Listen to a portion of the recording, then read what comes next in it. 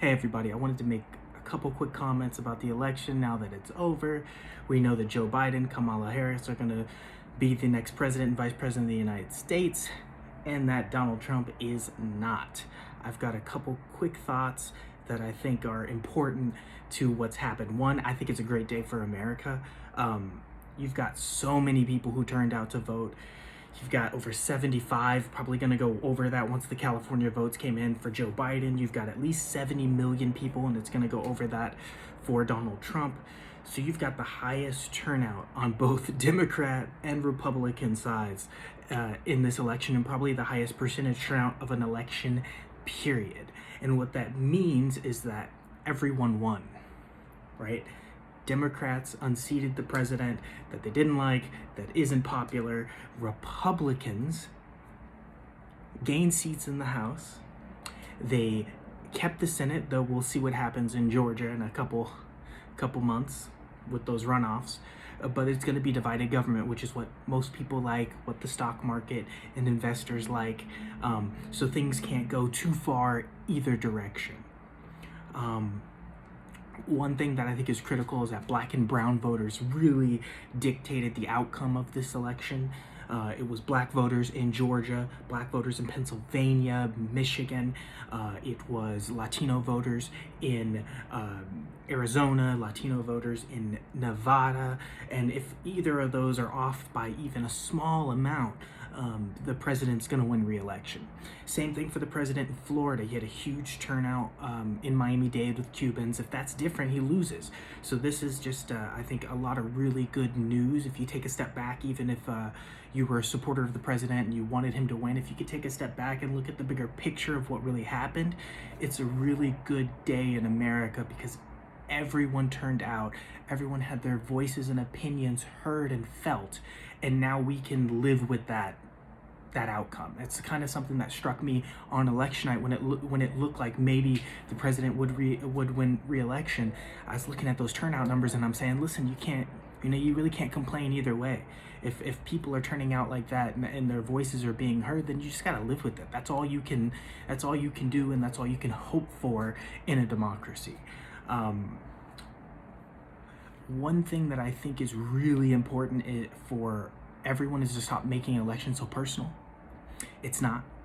It's business. It's transactional. These people aren't special. They're not magical. You'd never catch me flying a Biden sign or a flag. I didn't have any Obama signs. It doesn't matter who I support. It's a job, and if they don't do the job, then we should all come down on them. Because the truth is, if you look at the polls on most issues, 60 to 70% of Americans agree on almost all the core issues. We are fighting over things that are very minute, very important to people, but very minute in the grander scale of what we agree on and what we could actually get done if we stopped encouraging our politicians to go to war with each other. And I think that brings me to one of my other points, which is we have this thing we do in this country where we blame politicians for this division, and it's not. A politician's very simple. They have jobs, they have families just like you. They are trying to make money, take care of their family, get re-election, keep their job. And they are reacting to us as people and what we are directing them to do. And over time, we've directed them to try to win at all costs and not to compromise. And they're simply responding to that. Now we could go deeper. That's probably for another video about special interests and how that kind of has a big part of why these entities go to war with each other and why the public itself has been influenced through media and other platforms to also be diametrically opposed, regardless of the fact that they mostly agree on most issues in life. But that's something that we really need to work on because it's not personal, it's a job. It's my opinion that Donald Trump did a bad job and we need to get rid of him. And if Joe Biden does a bad job, we need to get rid of him because the problems in the country are so much bigger than these human beings, which is all they are. They're not magical. They don't walk on water. They're just people. And we need to start hiring the right people to do the right job, right? And that's not what we're doing. We're hiring a mascot to represent our culture, our values, and we're having our mascot go up against their mascot, and the most popular mascot is winning, and that's not sustainable for a country. It just isn't. I want to cover a couple issues that have come up because of the election on both the right and left, and I'll start with the right. The biggest issue for the right is they haven't won the popular vote since 2004. That's a problem. You just can't. The idea that this is a 50-50 country is just not true. It's not. There are 7 of 8 of the last popular votes they have lost. George W. Bush was the last person to win the popular vote. Before that, you have to go all the way back to 1988 when George H.W. Bush won the popular vote, and that's it.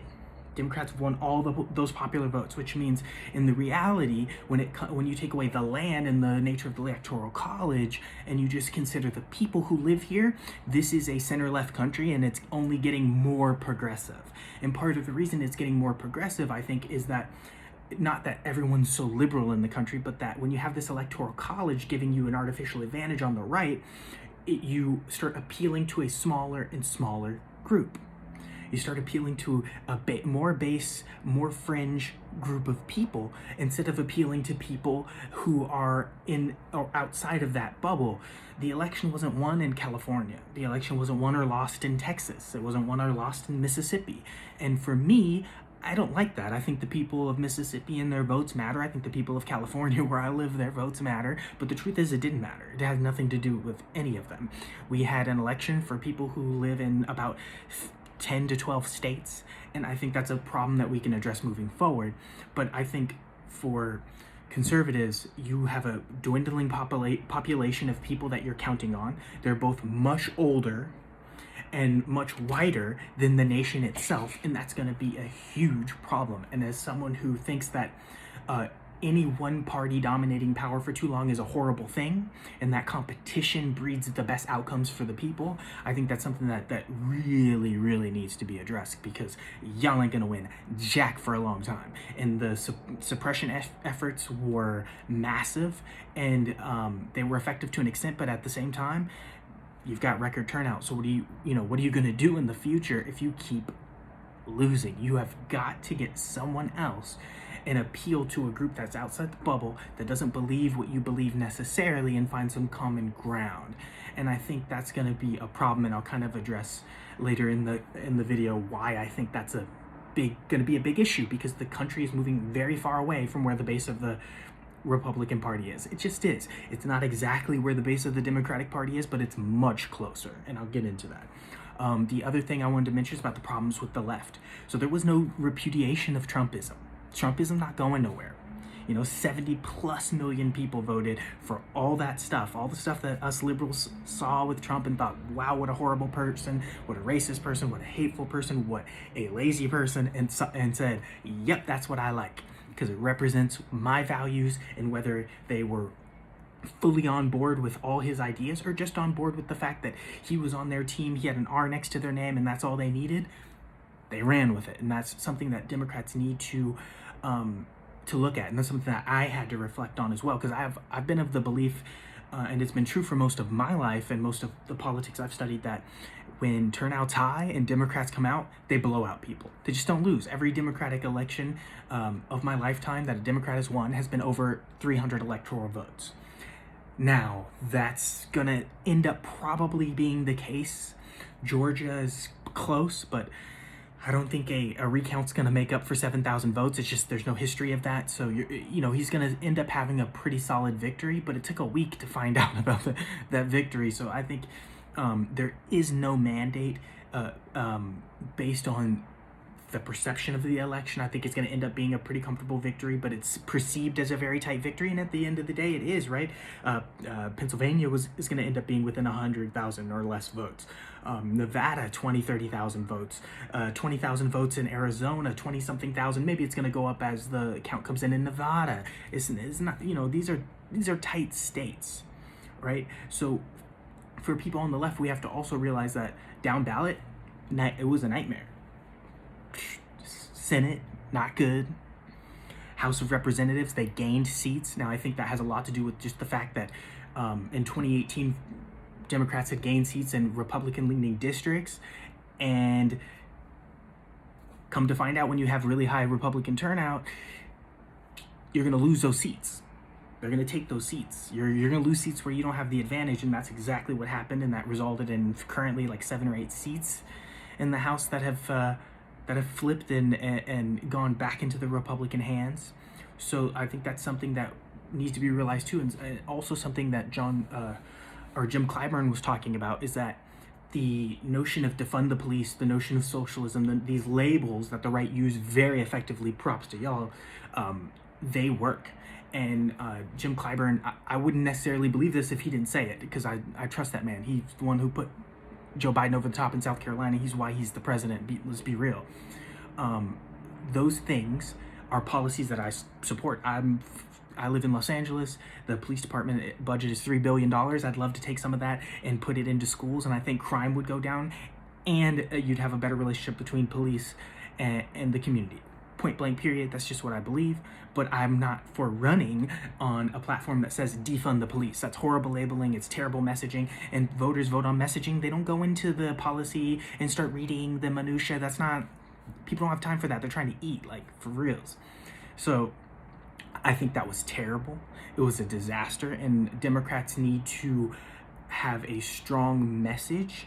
It's one thing what you say and another thing what you do. Right? There's plenty of issues that are very popular with the American people that are left issues. The majority of the American people would love some Medicare for all. They want free healthcare, period, end of story. Every poll after poll is just overwhelming. But if you frame that in the wrong way, it's going to be an unpopular policy. So you have to really focus on messaging, which is something that Republicans are great at. Democrats, you got to work your game, because it really is important how you frame this to the American people, because most voters care about one thing: what is in it for me and mine, period. And the Democrats have a unique challenge. It is not a monolith. The Democrats won this election solely because they brought together people who don't agree. Republicans don't have that problem. They have little disagreements here and there about spending and this and that, but they are on the same page with regards to republicanism and what it stands for. And Democrats just aren't. You know, it's just, that's the nature of a multicultural, multi-ethnicity party, and that's never going away. And that's something that Democrats are going to have to struggle with, and to make sure that they're on their game and that we're unified by the 85 to 90% of the positions that we are on the same page about. So with that said, for Democrats, I think they need to focus on this. It's all about, with Biden's victory and perhaps divided government, it's all about getting things done that people like. If Joe Biden gets things done that are popular, he is going to either win re-election, or he's going to hand the baton to Kamala Harris in a favorable position to become the first woman president. Simple as that. And if he doesn't, he's not. And if you think for a second that Republicans are going to start becoming friendly again and trying to work with that's not going to happen. So Joe Biden's going to have to do as Trump did in some ways and break some norms to pass some policies. But when you break norms, those have to be overwhelmingly favorable to normal people. If you're going to pass a stimulus bill, you have to fight tooth and nail for that the majority of that stimulus affects normal people. Even if you have to make concessions for big business, that goes towards the Republican end. You're going to have to. It's just the way it is. You can't pass anything without a big coming together of policy differences. So we're going to have to give some things to get some things, and I recommend bringing back earmarks, because that was a big reason why the two-party systems used to get along back in the day, because it could say, hey, you know, you live in Nebraska, this is a hard vote for you on this stimulus money and these direct checks, so here's some money for you and your people, so you can go back home and say, hey, I brought home the bacon. That's where that term comes from. When they got rid of those, it made it very difficult to do anything with anyone, because there's no way to buy off, which is what it is politically, someone from outside your party to come on board this new legislation. So that's something good. That's something that's true, and something that I think needs to be done. I think there was this, on election day, there was a series, and I have them right here, of Fox News polls. So, you know, it's not CNN, it's not MSNBC, it's Fox News, about what people think. And the numbers were very interesting and important, and make my point about the difference between winning and delivering a message that wins, and the perfect policies, or trying to sell the policies directly. Question of the role of government. Do you want government to be more involved, less involved? 60% more involved, 40% less involved. That's overwhelming. Most people can't agree on the right sandwich that they want from Subway. You know what I'm saying? with the disagreements we have in America. So to have that kind of percentage is a pretty strong number. We're talking about things like healthcare. Do you strongly support Medicare for all? Do you strongly oppose it? 39% strongly support Medicare for all. 15% strongly oppose it. These are disproportionate. Now, do I think Joe Biden's going to get Medicare for all? Heck no, and he didn't run on it. But when it comes to passing that public option, or just improving Obamacare, which is probably the best he can do in divided government, where you have to have really real expectations.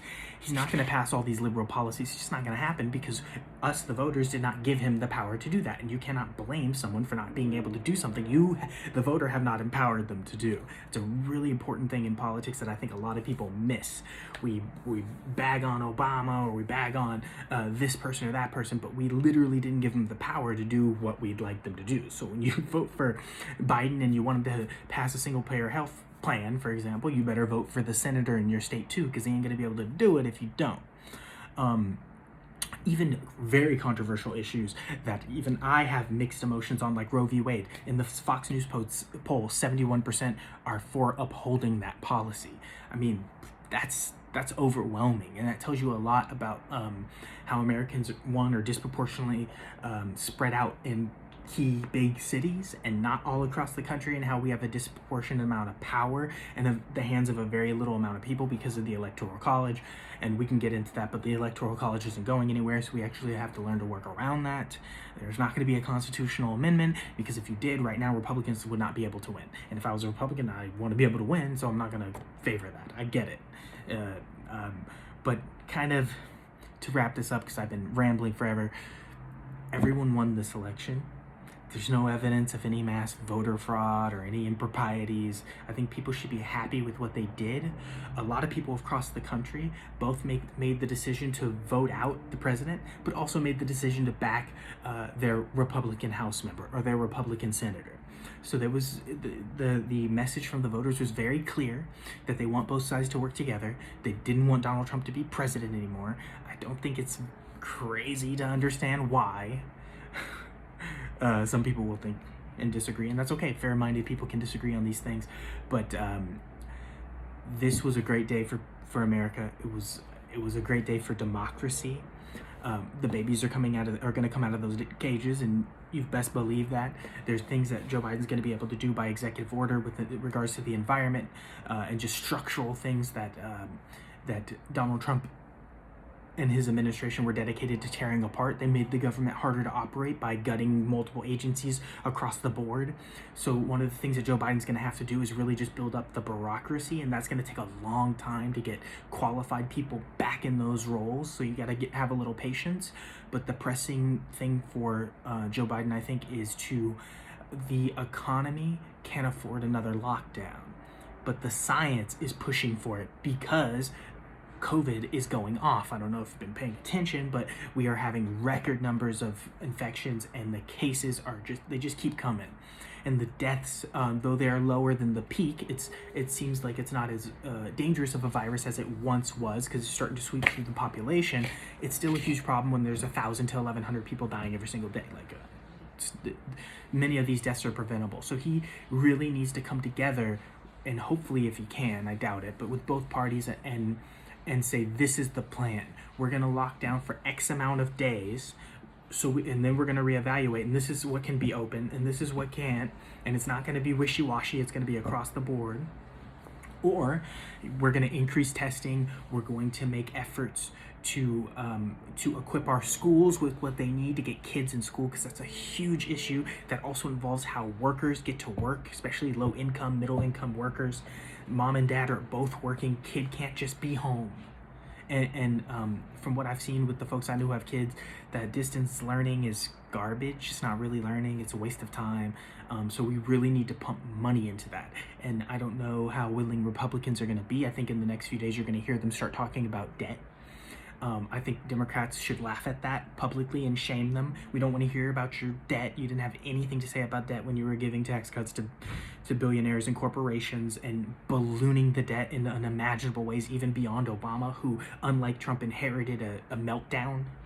I think that's something that Democrats have to be really strong on. The debt, you said that you acted as if the debt doesn't matter, so the debt don't matter. We need to do what we need to do to help working class people, because the economy is teetering on the edge in ways that I don't think people who have good jobs are noticing. That's something I think if you've got a good job, if you haven't had your life much affected besides the annoyance of the lockdowns and things you can't do, like I haven't been able to play basketball since March. That really bugs me, Lakers. But those are things that can allow you, that privilege of things going okay can allow you to not really see what's underneath the surface of the economy with all the forbearance, foreclosures. Those things are about to come unglued in January when all of the government action that has prevented those things from happening goes away. So I really hope that the current president, President Trump, and Democrats can work on something in the meantime. I doubt it. I don't think Trump's gonna care much if he ain't gonna be president, to be honest with you. But I think that's what that Biden will be faced with, and that's his biggest challenge. If he solves COVID, he has a successful presidency, because solving COVID is going to be solving the economy. They're inexplicably connected. They cannot be disconnected, and that's going to dictate our future. So this was my first video. Hope I didn't bore you. Hope I provided a couple things that make you think a little bit. Hopefully it won't be my last. I don't know. I got a 2-week-old sitting in his bassinet, so I'm busy doing things. But I appreciate y'all. Appreciate y'all rocking with my posts. The people who sent notes and just well wishes are cool, and the people who disagreed, respectfully, cool too. This is what politics is about. For me, it's fun. I've always enjoyed this. I've been following elections since at least the year 2000. This is just what I do, but this is also really important to the country, really important to how we raise and family plan with what we're going to do with our futures. And I want what's best for not just Democrats but Republicans. I've been lucky enough to travel all across the country, and we have way more in common than we have apart, and there's beautiful people all across this place, and I just think they need to meet each other so they could realize and see, like I saw when I traveled places that I had never been in the South or in the North or Midwest, that these are just my countrymen and these are my brothers and sisters, and we will rise or we will burn together, period. There is no separating us. We aren't going anywhere. 40% of California are Republicans, 40-something% of Texans are Democrats. There's no conflict, there's no civil war. The civil war would literally be with your neighbor. It doesn't make sense, it's all silly. Don't let the internet or social media skew or make you think that this is a more separated place than it is. It ain't. I promise you, people get along every day all across the country. We need to dictate to our leaders what needs to be done based on what we say. So thank you. Many blessings to you and your family.